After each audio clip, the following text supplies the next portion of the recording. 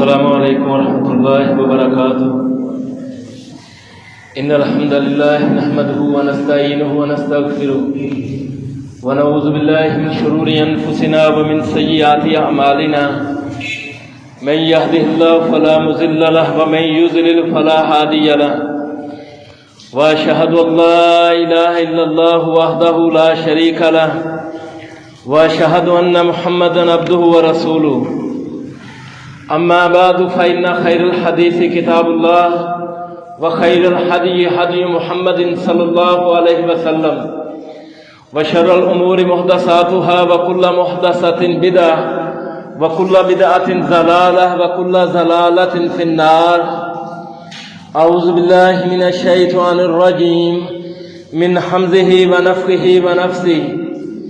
يا أيها الذين آمنوا اتقوا الله حق تقاته ولا تموتن إلا وأنتم مسلمون.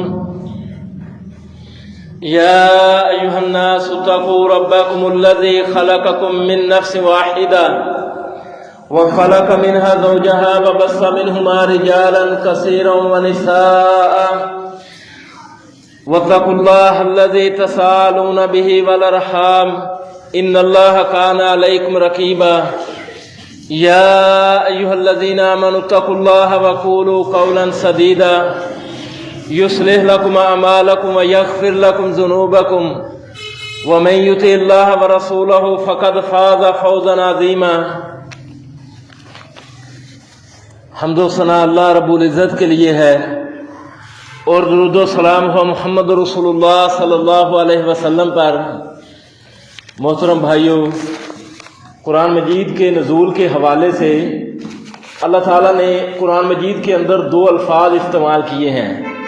ایک انزلہ ہے، انا انزلنہ فی لیلۃ القدر، اور دوسرا کسی جگہ نزلہ ہے اور کسی جگہ تنزیل ہے. یعنی نزلہ ینزل تنزیلا، وہ اسی کا ہی مصدر ہے.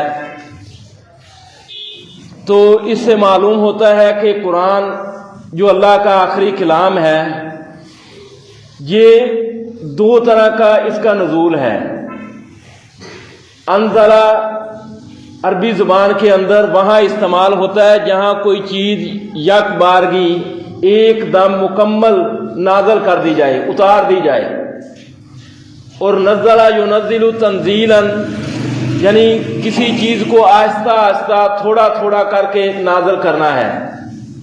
جہاں اللہ تعالیٰ نے یہ فرمایا کہ انا انزلنہ فی لیلۃ القدر، تو وہاں قرآن کا نزول ہے لوح محفوظ سے بیت العزت، یعنی لوح محفوظ سے آسمان دنیا میں جو فرشتے ہیں ان کو اللہ تعالیٰ نے ایک ہی رات میں، رمضان کی ایک ہی رات میں مکمل قرآن دے دیا. اور پھر آہستہ آہستہ آسمان دنیا سے جبریل علیہ السلام آہستہ آہستہ تقریباً 23 سال کے عرصے میں زمین پر محمد رسول اللہ صلی اللہ علیہ وسلم کے قلب اطہر پر وہ 23 سال کے عرصے میں نازل ہوا ہے. انزلہ یعنی کوئی چیز ایک ہی بار دے دینا، اور تنزیل کسی چیز کو آہستہ آہستہ کر کے تھوڑا تھوڑا کر کے 23 سال کے عرصے میں یہ نازل کیا گیا ہے. وہاں تنزیل کا لفظ اور نزلہ کا لفظ اللہ تعالیٰ نے استعمال کیا ہے. قرآن مجید کو آہستہ آہستہ اور تھوڑا تھوڑا نازل کرنے کی کیا حکمتیں ہیں؟ کیونکہ اس زمانے کے اندر جو مشرکین تھے انہوں نے ایک اعتراض یہ بھی کیا تھا کہ یہ کتاب اس کو ایک ہی بار کیوں نہیں دے دی جاتی؟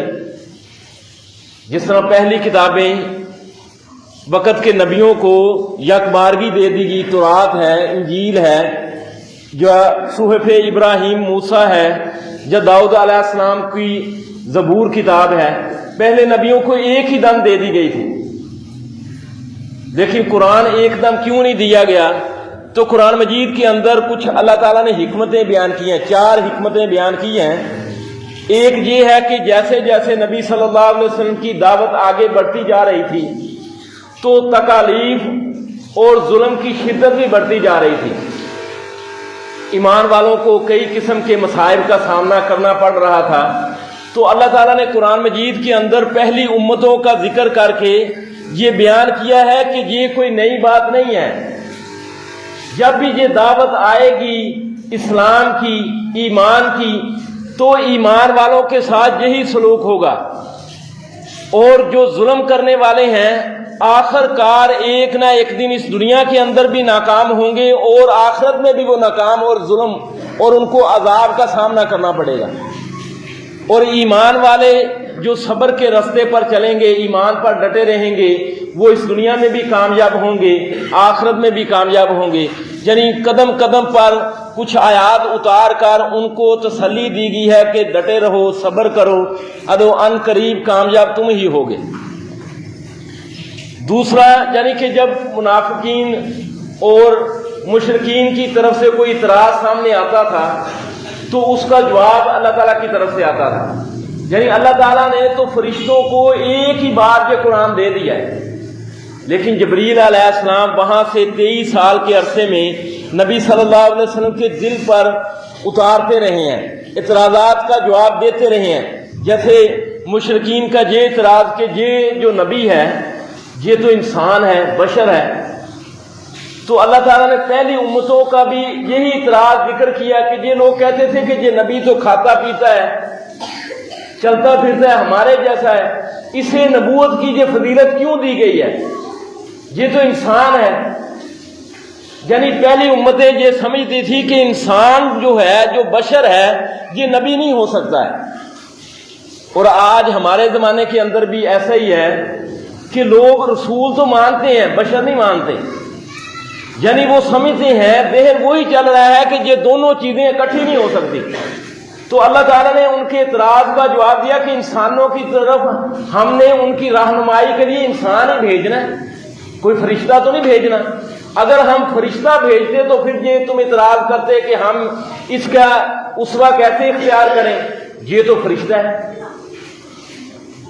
یعنی جب بھی کوئی اعتراض آئے اس کا جواب دینے کے لیے اللہ تعالیٰ نے یہ آہستہ آہستہ نازل کرنے کی یہ حکمت ہے۔ تیسرا یہ کہ یہ عرب کی جو قوم تھی یہ ان پڑھ تھی، ان کے اندر کوئی کتاب نہیں تھی، حافظہ ان کا پختہ تھا، تو ایسا نہیں ہے کہ یک بارگی ان کو کتاب دے دی جاتی تو ان کے لیے حفظ کرنا، یاد کرنا، سمجھنا ایک ان پڑھ قوم کے لیے یہ مشکل ہو جاتا۔ آہستہ آہستہ نازل اس لیے کیا گیا کہ جب چند آیتیں نازل ہوں، یہ رسول اللہ صلی اللہ علیہ وسلم سے سیکھیں، یاد کریں، عمل کریں، پھر چند آیتیں آ جائیں۔ اور صحابہ ایسا ہی کرتے تھے کہ 10 آیتوں کو سیکھتے تھے، ان پر عمل کر لیتے تھے، پھر 10 آیتیں لیتے تھے۔ اور چوتھی حکمت اللہ تعالیٰ نے بیان کی ہے وہ ہے تدریج، آہستہ آہستہ، کیونکہ عرب کے جو لوگ ہیں یہ ان کے اندر ہر قسم کی خرابی پائی جاتی تھی۔ کعبے کا ننگے طواف کرتے تھے، بت پرستی میں تو ملوث ہے ہی تھے، اپنی ہی بیٹیوں کو زندہ دفن کرتے تھے، اور کعبے کا ننگے طواف کرتے تھے، جوا کھیلتے تھے، شراب پیتے تھے، سود لیتے اور دیتے تھے، ہر قسم کی خرابی پائی جاتی تھی۔ اب اگر ایسے لوگوں کو یک بارگی احکام دے دیے جاتے تو ان کے لیے عمل کرنا مشکل ہو جاتا۔ جیسے قرآن مجید کے اندر اللہ تعالیٰ نے سورہ بقرہ میں یہ بیان کیا، یسألونک عن الخمر والمیسر، کہ یہ آپ سے شراب اور جوئے کے بارے میں پوچھتے ہیں، تو آپ کہہ دیجئے کہ ان کے اندر کچھ منافع بھی ہیں، لیکن ان کا جو گناہ ہے وہ منافع سے زیادہ بڑا ہے۔ اب جو سمجھدار لوگ تھے، جو اس برائی کے اندر زیادہ ملوث نہیں تھے، وہ ہٹ گئے کہ ان کا گناہ ان کے منافع سے بڑا ہے۔ پھر جو لوگ ایمان لا چکے تھے اللہ کے نبی صلی اللہ علیہ وسلم پر، انہوں نے نماز تو پڑھنی تھی، تو انہیں یہ کہا گیا یا ایھا الذین آمنوا لا تقربوا الصلاۃ وانتم سکارا، کہ اے ایمان والو نماز کے قریب نہ جاؤ جب تم نشے کی حالت میں ہو۔ اب جو نمازی تھے، پکے نمازی تھے، وہ اس سے اور زیادہ دور ہو گئے۔ پھر آخر میں یہ حکم دے دیا گیا کہ یہ تو شیطانی کام ہے، گندے اور شیطانی کام ہے، فاجتنبوہ، اس شراب اور جوئے سے، ان کاموں سے اجتناب کرو، بچ جاؤ۔ یعنی آہستہ آہستہ اللہ تعالیٰ نے ان کی تربیت کی ہے۔ اسی طرح یہ روزہ ہے، رمضان کا مہینہ آنے والا ہے، یہ عرب کے جو لوگ تھے جو روزہ نہیں رکھتے تھے، روزے کا معنی ہے رکنا، صوم کہتے ہیں رکنے کو، روزے دار کو عربی کے اندر صائم کہتے ہیں۔ صائم یعنی وہ بندہ جس نے اپنی پیٹ کی خواہشات کو کھانے پینے سے اور شرم کی خواہشات کو روک لیا۔ عرب کے لوگ روزہ نہیں رکھتے تھے کیونکہ لوٹ مار، قتل و غارت گری، ایک قبیلے کا دوسرے قبیلے پر حملہ آور ہو جانا، یہ ان کا پیشہ تھا۔ یہ قریش کے لوگ جو تھے یہ تجارت کے پیشے سے منسلک تھے، کعبے کی متولی ہونے کی وجہ سے لوگ ان کو عزت دیتے تھے، ان کو لوٹتے نہیں تھے، لیکن یہ سارا علاقہ بنجر تھا اور ان کا کام یہی تھا، ایک دوسرے قتل کرنا، ایک دوسرے کا مال لوٹ لینا، اور ان کاموں کے لیے انہیں جو جانور چاہیے تھا وہ گھوڑا، اور گھوڑے کو یہ روزہ رکھواتے تھے کیونکہ گھوڑا ایسا جانور ہے جو تیز مزاج ہے، تیزی سے جاتا ہے، حملہ آور ہوتا ہے اور تیزی سے رخ پھیر لیتا ہے، لیکن گھوڑا جو ہے وہ تیز مزاج جانور تو ہے لیکن نازک مزاج بھی ہے۔ عرب کے صحرا کے اندر یہ زیادہ پیاس برداشت نہیں کر سکتا، اونٹ کی طرح زیادہ وقت نہیں گزار سکتا پانی کے بغیر، تو گھوڑے کی یہ لوگ تربیت کرنے کے لیے اس کو روزہ رکھواتے تھے۔ عرب کے صحرا کے اندر اس کے منہ پر توبڑا سا چڑھا کر وہ ایک بندہ اس لو کے اندر اس کے چہرے کو کر دیتا تھا، بھوکا پیاسا رکھتا تھا، اس لیے کہ جلدی سے جائیں، حملہ آور ہوں، اور یہ اس جانور کے اندر اتنی سختی اور ہمت پیدا ہو جائے کہ ہمیں جلدی سے واپس بھی ہم بچ کر آ جائیں، ایسا نہ ہو کہ ہمارا کوئی قبیلہ پیچھا کرے اور پھر حملہ آور کو اپنی جان کے لالے پڑ جائیں۔ اس عمل کو وہ صائم کہتے تھے۔ تو اللہ تعالیٰ نے یہ جو فرمایا یا ایھا الذین آمنوا کتب علیکم الصیام کما کتب علی الذین من قبلکم لعلکم تتقون، اے ایمان والو تم پر روزے فرض کر دیے گئے ہیں جس طرح تم سے پہلے لوگوں پر فرض کیے گئے تھے۔ یعنی تم عرب کے لوگوں، تم گھوڑے کو تیار کرتے ہو، گھوڑے کو سدھارتے ہو صرف اس لیے کہ لوٹ مار کرنے کے لیے، اب اپنے آپ کو سدھارو، اپنے آپ کو مشقت کا عادی بناؤ، کیونکہ آگے اسی سورہ بقرہ کے اندر آگے اللہ تعالیٰ نے یہ حکم دیا کتب علیکم القتال وہو کرہ لکم، تم پر قتال فرض کر دیا گیا حالانکہ وہ تمہیں ناپسند ہے۔ تو عرب کے لوگ جو تھے وہ خود روزہ نہیں رکھتے تھے، گھوڑے کو روزہ رکھواتے تھے، تو اللہ تعالیٰ نے یہ حکم دیا کہ اب خود کو تیار کرو جہاد کے لیے۔ سن 2 ہجری کے اندر نبی صلی اللہ علیہ وسلم پر یہ رمضان کے روزے فرض کیے گئے، لیکن 5 مراحل کے اندر، کیونکہ یہ لوگ روزہ نہیں رکھتے تھے، 5 مراحل کے اندر یہ روزہ فرض ہوا تھا۔ پہلا مرحلہ جس کے اندر روزے فرض کیا گیا وہ ایام بیض کے روزے تھے، 13، 14 اور 15 یہ چاند کی جو تاریخیں ہیں، اور عاشورہ کا روزہ، 10 محرم الحرام کا روزہ جو سابقہ امتوں کے اندر جو چلے آ رہے تھے، اور اللہ کے نبی صلی اللہ علیہ وسلم مدینہ کے اندر جب آئے تو اس وقت آس پاس کی جو آبادیاں تھیں مسلمانوں کی ان کو حکم دیا کرتے تھے کہ عاشورہ کا روزہ رکھو، ایام بیض کے روزے رکھو۔ یہ پہلا مرحلہ۔ دوسرا مرحلہ آیا تو رمضان کے روزے فرض کر دیے گئے۔ جب رمضان کے روزے فرض ہوئے تو عاشورہ اور ایام بیض کے جو روزے ہیں ان کی فرضیت ختم ہو گئی، لیکن ان کے مستحب ہونا وہ اپنی جگہ برقرار رہا۔ ان کی فضیلت بیان کر دی گئی کہ عاشورہ کا جو بندہ روزہ رکھتا ہے 1 سال سابقہ کہ اللہ تعالیٰ اس کے گناہ معاف فرما دیتا ہے۔ ایام بیض کے روزے رکھنے والا وہ ایسے ہے گویا کہ ہمیشہ روزے سے ہے، ہر مہینے 3 روزے رکھتا ہے اور ہر نیکی کا بدلہ 10 گنا ہے، تو وہ ایسے ہے جیسے اس نے پورے مہینے روزے رکھے۔ یہ دوسرا مرحلہ تھا کہ رمضان کے روزے فرض ہوئے تو ان کی یہ ایام بیض کی اور عاشورہ کے روزے کی فرضیت ساقط ہو گئی۔ کوئی رکھنا چاہے تو رکھ لے، کوئی نہ رکھنا چاہے تو نہ رکھ۔ تیسرے مرحلہ یہ ہوا کہ رمضان کا روزہ فرض ہوا، لیکن اس کے ساتھ ہی جو لوگ طاقت رکھتے تھے، رمضان کے روزے کی طاقت رکھتے تھے اور طاقت رکھنے کے باوجود روزہ نہیں رکھتے تھے، انہیں یہ کہہ دیا گیا کہ وہ اپنے روزے کے بدلے میں ایک مسکین کو کھانا کھلا دیں۔ یہ سورہ بقرہ کے اندر جہاں اللہ تعالیٰ نے یہ روزوں کے احکام آئے ہیں، وہاں یہ فرمایا وَعَلَى الَّذِينَ يُطِيقُونَهُ فِدْيَةٌ طَعَامُ مِسْكِينٍ، کہ وہ لوگ جو روزے کی طاقت رکھتے ہیں، طاقت رکھنے کے باوجود روزہ نہیں رکھ رہے، تو وہ اپنے روزے کے بدلے کسی مسکین کو کھانا کھلا دیں۔ یہ تیسرا مرحلہ تھا، تو ان سے یہ فرضیت ساقط ہو جاتی تھی۔ چوتھے مرحلے میں یہ حکم منسوخ کر دیا گیا، فرمایا فَمَنْ شَهِدَ مِنْكُمُ الشَّهْرَ فَلْيَصُمْهُ، اب جو بندہ اس مہینے کو پا لے، اس کی زندگی کے اندر یہ مہینہ آئے گا، فَلْيَصُمْهُ، تو وہ لازماً روزہ رکھے گا۔ طاقت رکھتا ہے تو وہ لازماً روزہ رکھے گا۔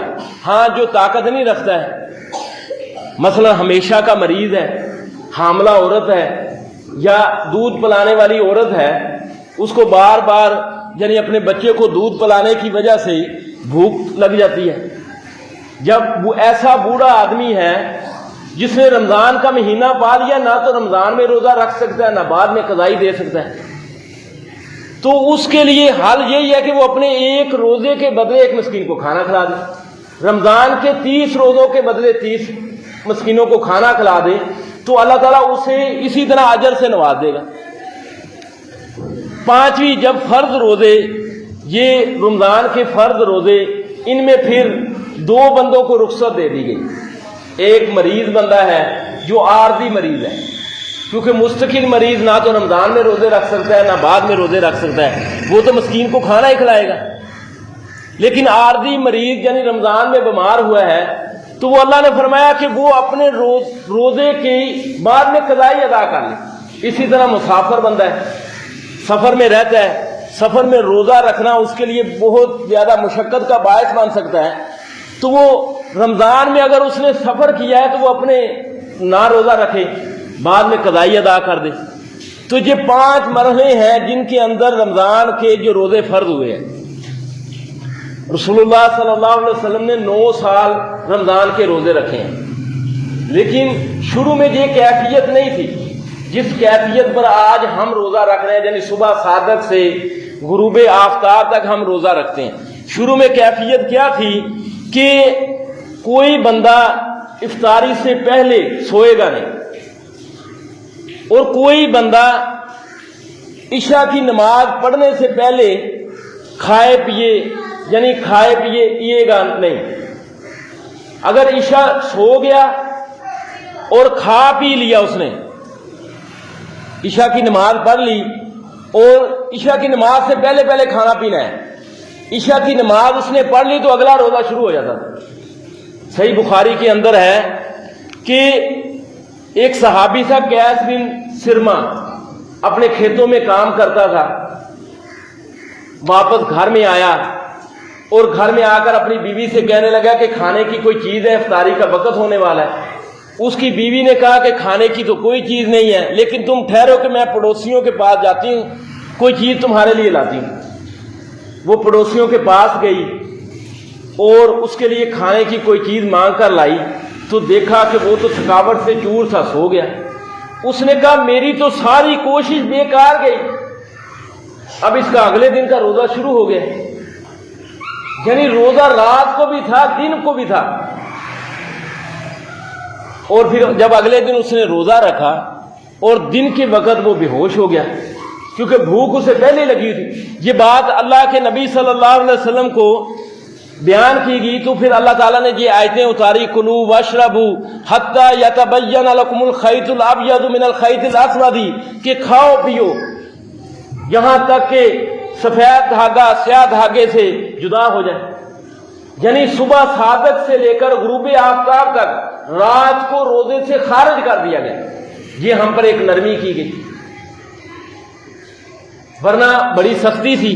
پہلی شریعتوں کے اندر، موسیٰ علیہ السلام کی شریعت کے اندر رات بھی شامل تھی، یعنی کیفیت یہ تھی، عشاء کی نماز پڑھنی، اگلا روزہ شروع،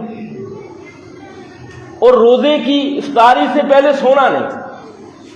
اور پھر یہ اللہ کے نبی صلی اللہ علیہ وسلم نے قرآن کی یہ آیتیں بیان کی تو مسلمان بڑے خوش ہوئے۔ رات کو رمضان میں سے خارج کر دیا گیا، رات کا تو روزہ نہیں۔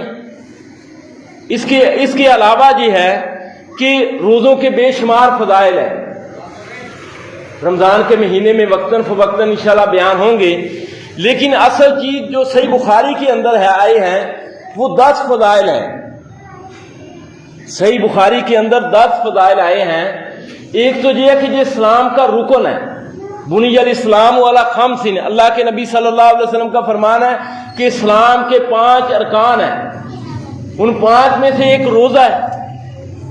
دوسرا، روزے کا جو اجر ہے یہ باقی اعمال سے زیادہ ہے، کیونکہ اللہ کے نبی صلی اللہ علیہ وسلم نے فرمایا کہ اللہ فرماتا ہے صوم لی وانا اجزی بھی، روزہ میرے لیے ہے، یہ بھی صحیح بخاری کی روایت ہے، اور میں اس کا بدلہ دوں گا۔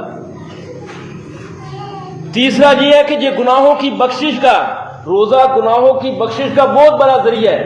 اللہ کے نبی صلی اللہ علیہ وسلم کا فرمان ہے من صام رمضان ایمانا واحتسابا غفر له ما تقدم من ذنبہ، جس نے ایمان اور ثواب کی نیت سے روزہ رکھا اس کے پچھلے گناہ معاف فرما دیے جاتے ہیں۔ اس طرح روزہ جو ہے صحیح بخاری کے اندر ہے کہ روزہ جو ہے یہ جس طرح ایک بندے کے دل کو نیکیوں کی طرف مائل کرتا ہے، اس طرح اس کے جسم کو خواہشات سے بھی روکتا ہے۔ اللہ کے نبی صلی اللہ علیہ وسلم کا فرمانا ہے صحیح بخاری میں الصوم جنہ، روزہ ڈھال ہے۔ ڈھال ہونے کا مطلب یہ ہے کہ جب بھی گناہ کا کوئی موقع پیدا ہوتا ہے تو بندہ اس مسلسل عبادت کی وجہ سے کہتا ہے میں تو روزے سے ہوں، یہ مسلسل عبادت ہے۔ اس طرح روزہ جو ہے یہ وقتی طور پر ایک بندے کی نکاح کی جو خواہش ہے اس کو کم کر دیتا ہے، اس کو عفت و عصمت کے راستے پر ڈال دیتا ہے۔ اللہ کے نبی صلی اللہ علیہ وسلم کا فرمانا کہ اے نوجوانوں کی جماعت، تم میں سے جو نکاح کی طاقت رکھتے ہیں وہ نکاح کر لیں، اور جو نئی طاقت رکھتے ہیں وہ روزہ رکھیں، یہ شرمگاہ کو پاک کرنے، نگاہوں کو جھکانے کا باعث بنتا ہے۔ یعنی بندہ روزے سے ہو، مسلسل اس نیکی میں ہو، تو راستے میں اگر عورتیں آ جائیں تو وہ برائی کرنے سے ہچکچاتا ہے۔ اس طرح روزہ جو ہے یہ چھٹا جو اس کا فضیلت ہے کہ جنت کے 8 دروازے ہیں۔ صحیح بخاری کے اندر ہے کہ ایک دروازہ اللہ تعالیٰ نے اسپیشل وہ روزے داروں کے لیے رکھا ہے، باب الرجان اس کا نام ہے، یعنی شرابی کا دروازہ۔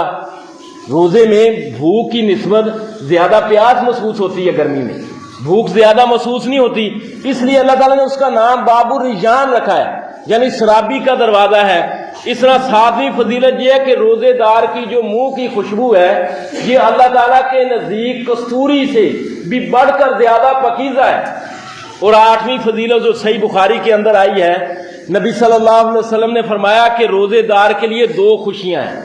ایک خوشی اسے اس وقت ہوتی ہے جب وہ روزہ افطار کرتا ہے کہ اللہ تعالیٰ کا حکم پورا ہو گیا، جو اللہ تعالیٰ نے مجھ پر ایک فرض حکم نازل کیا تھا وہ پورا ہو گیا۔ دوسری خوشی جب وہ اپنے رب سے ملاقات کرے گا تو اللہ تعالیٰ اس سے کس قدر انعامات سے نوازے گا، وہ اسے خوشی ہوتی۔ یہ 8ویں فضیلت ہے۔ اور 9ویں فضیلت یہ ہے کہ روزے دار کی جو دعا ہے یہ قبولیت کی دعا ہے،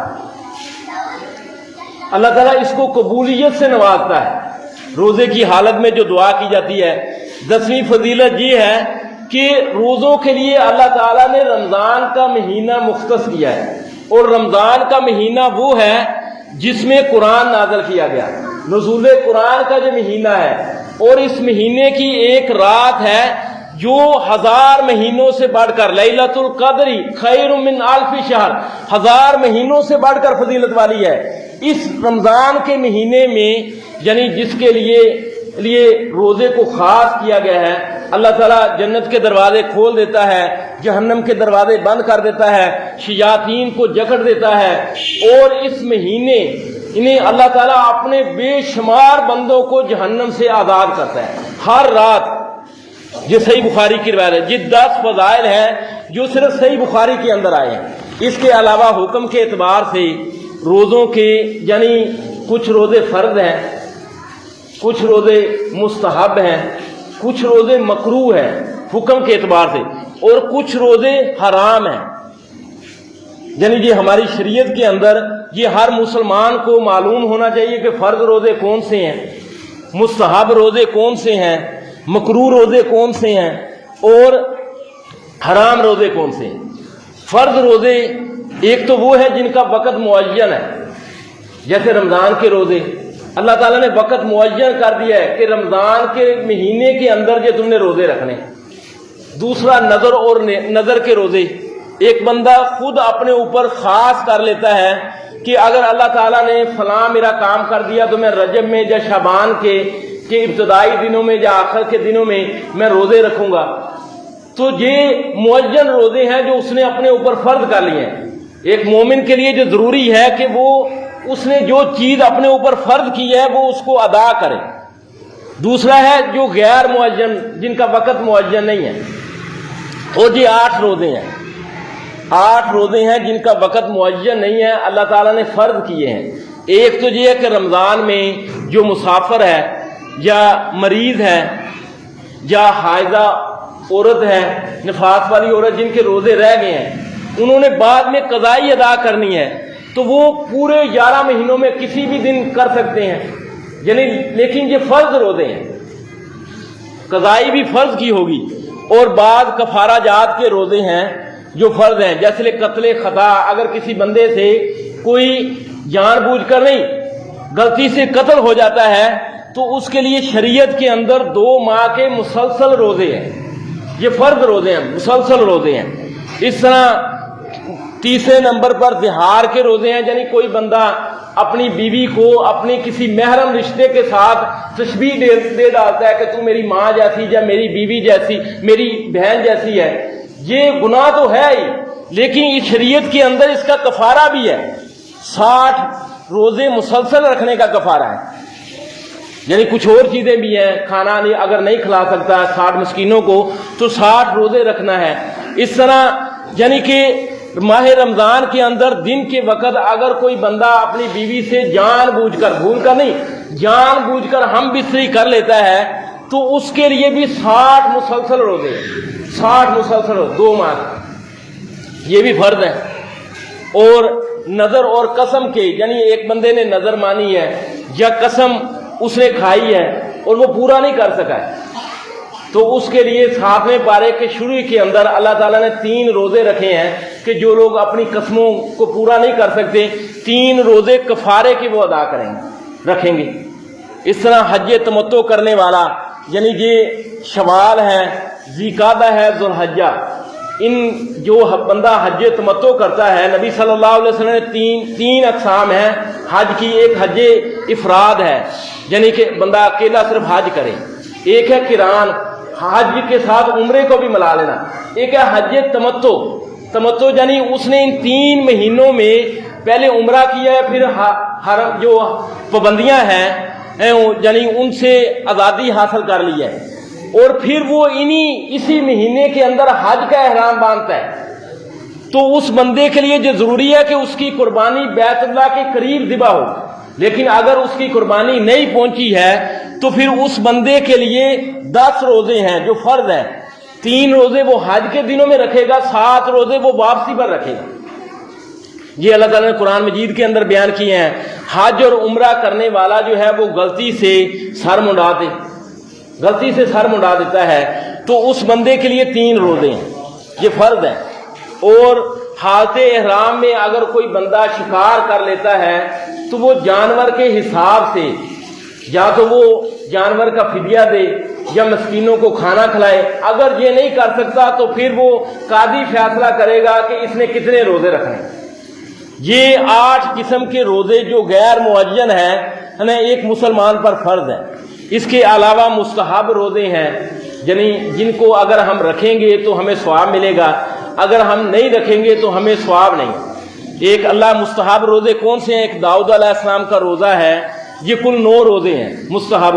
داؤد علیہ السلام کا روزہ کیا ہے؟ ایک دن روزہ رکھنا، ایک دن چھوڑنا، یہ مستحب ہے۔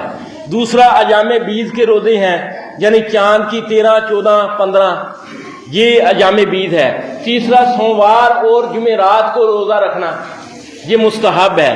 ماہ شعبان کے مہینے کے اکثر یعنی 15 شعبان سے پہلے زیادہ سے زیادہ روزے رکھنا، یہ اللہ کے نبی صلی اللہ علیہ وسلم اس مہینے زیادہ روزے رکھا کرتے تھے۔ ماہ شوال کے 6 روزے، آپ صلی اللہ علیہ وسلم کا فرمان ہے جس نے رمضان کے روزے رکھے اور پھر شوال کے 6 روزے رکھے وہ ایسے ہے جیسا کہ ہمیشہ روزے سے ہے۔ اس طرح ذوالحجہ کے ابتدائی 9 دن روزے رکھنا، ان میں 9 کا جو روزہ ہے یہ اللہ کے نبی صلی اللہ علیہ وسلم کا فرمان ہے کہ وہ بندہ ایسے ہے جیسے اسے دو سال کے گناہوں کا کفارہ ہے۔ عرفے کا روزہ ایک سابقہ سال اور ایک آئندہ سال ہے۔ محرم الحرام کے روزے، اللہ کے نبی صلی اللہ علیہ وسلم کا فرمان ہے یہ اللہ کا مہینہ ہے، رمضان کے بعد سب سے افضل روزہ وہ محرم کا روزہ ہے۔ اور ان میں عاشورہ کا روزے کے بارے میں اللہ کے نبی صلی اللہ علیہ وسلم کا فرمانا کہ یہ 1 سال سابقہ کے گناہوں کا کفارہ بن جاتا ہے۔ ہر قمری مہینے کے آخر کے جو دن ہیں ان میں روزہ رکھنا یہ مستحب ہے۔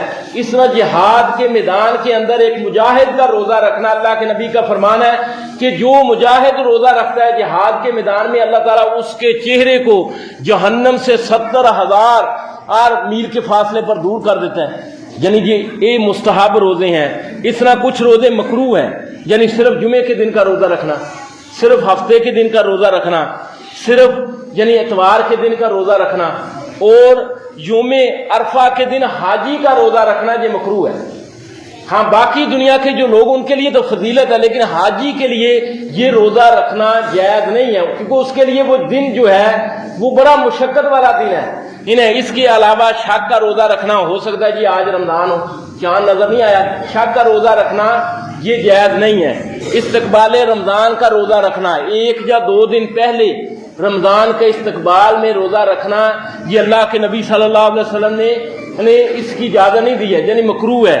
اس طرح کفار کی عیدوں کو تعظیماً ان کے لیے روزہ رکھنا یہ اللہ کے نبی صلی اللہ علیہ وسلم نے منع کیا۔ وصال کا روزہ رکھنا، وصال کیا ہے؟ افطاری کا وقت آیا، آپ نے اگلا روزہ شروع کر لیا۔ اللہ کے نبی صلی اللہ علیہ وسلم کے لیے یہ جائز تھا، یعنی آپ صلی اللہ علیہ وسلم بعض اوقات روزہ افطار نہیں کرتے تھے، اگلا شروع کر دیتے تھے۔ صحابہ نے کہا تو آپ نے فرمایا اللہ تعالیٰ مجھے کھلاتا پلاتا ہے۔ اس طرح ہمیشہ روزہ رکھنا، ہمیشہ روزہ، یعنی آج بھی روزہ ہے، کل بھی روزہ ہے، پرسوں بھی روزہ، ہمیشہ روزہ رکھنے والے کے بارے میں اللہ کے نبی نے فرمایا وہ تو ایسے ہے گویا کہ اس نے روزہ رکھا ہی۔ اس طرح 15 شعبان کے بعد روزہ رکھنا، یہ جو دن گزر رہے ہیں ان میں کوئی اگر بندہ روزہ رکھتا ہے تو یہ روزہ اس کا مکروہ ہوگا، شریعت نے اس کو پسند نہیں کیا ہے، یہ مکروہ روزے ہیں۔ اس طرح 5 روزے ہیں جو حرام ہیں، بغیر کسی وجہ کے حرام ہیں، شریعت نے کہا ان میں روزہ رکھنا حرام ہے۔ وہ 5 دن کون سے ہیں؟ 2 عیدین ہیں، عید الفطر، عید الاضحیٰ، اور ایام تشریق 11 ذوالحج، 12 ذوالحج اور 13 ذوالحج۔ اللہ کے نبی کا فرمانا ہے کہ یہ ذکر اللہ کے ذکر اور کھانے پینے کے دن ہیں، یہ 5 دن ان میں روزہ رکھنا حرام ہے۔ لیکن کچھ ایام جو ہیں وہ علت کے ساتھ، یعنی کچھ لوگوں کے لیے علت کے ساتھ، کسی نہ کسی وجہ کے ساتھ، اگر وہ وجہ پائی جائے گی تو ان کے لیے روزہ رکھنا حرام ہے، اگر وہ وجہ نہیں پائی جائے گی تو روزہ ان کے لیے رکھنا صحیح ہے۔ یعنی جو عورت حیضہ ہے یا نفاس والی ہوگی اس کے لیے روزہ رکھنا حرام ہے، اگر وہ روزہ رکھ رہی ہے اس حالت میں تو وہ ایک حرام کام کا ارتکاب کر رہی ہے۔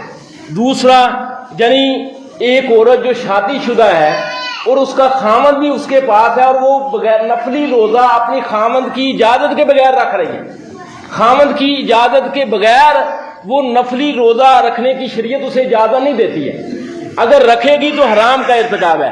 تیسرا، اگر ایک بندہ جو سمجھتا ہے کہ میں روزہ رکھوں گا، گرمیوں کے دن ہے، سخت دن ہے اور میری جان چلی جائے گی، یا کوئی ڈاکٹر کہتا ہے کہ روزہ نہیں رکھنا، تیری جان کے لیے خطرہ ہے، تو وہ بندہ اگر روزہ رکھ لیتا ہے تو وہ ایک حرام کام کا ارتکاب کرتا ہے. کیوں؟ کیونکہ اللہ تعالیٰ کا فرمانا ہے لا تقتلوا انفسکم، اپنے آپ کو قتل نہ کرو، ولا تلقوا بایدیکم الی التہلکہ، اپنے ہاتھوں کو ہلاکت میں نہ ڈالو. روزے کا مقصد بندے مارنا نہیں ہے، روزے کا مقصد تقویٰ پیدا کرنا ہے. یعنی یہ رمضان کا مہینہ جو آ رہا ہے یہ ہمارے لیے بڑا ہی قیمتی ہے. اللہ تعالیٰ کا فرمانا لعلکم تتقون، تاکہ تم متقی بن جاؤ، پرہیزگار بن جاؤ. اور جو بندہ رمضان میں نہیں بدلے گا تو وہ پھر کب بدلے گا؟ اللہ تعالیٰ سے دعا ہے بات کو سمجھنا.